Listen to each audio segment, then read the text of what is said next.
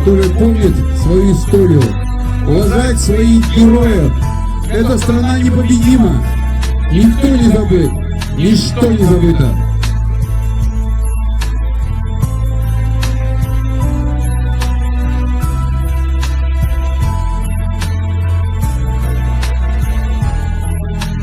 Помним о тех, кто шел навстречу смерти в боях во имя спасения Родины, о тех, кто своим героическим трудом в тылу приближал победу, о тех, кто поднимал страну из руин.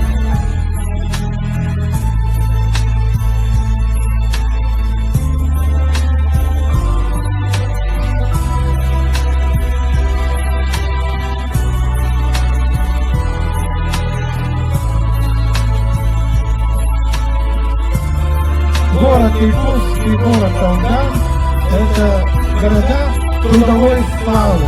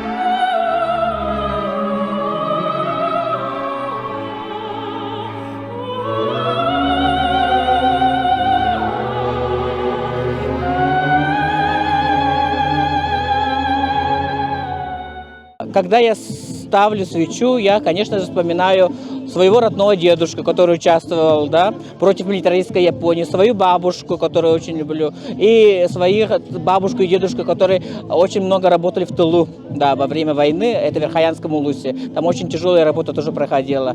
Они также таким образом участвовали вот, да, в победе. Ну, это не только для меня, наверное, для всей России это уже, как можно сказать, великий день памяти наших дедов, бабушек, как они воевали. И в честь этого проводится свеча памяти, чтобы помнить все это, как они это все проходили. Свеча памяти действительно она несет памяти всех погибших, всех войн на нашем большом земном шаре. И это касается не только Великой Отечественной войны, но и СВО. И, можно сказать, эта акция, она поддерживает и греет души тех, чьи сыновья и мужья ушли на фронт, и тех, кто находится на фронте. День Победы – это праздник, объединяющий поколения. Он будет вечным. Он будет вечным. Когда я ставлю свечку, я даю дань своей бабушке, дедушке и прабабушке, и прадедушке тоже. И горжусь этим.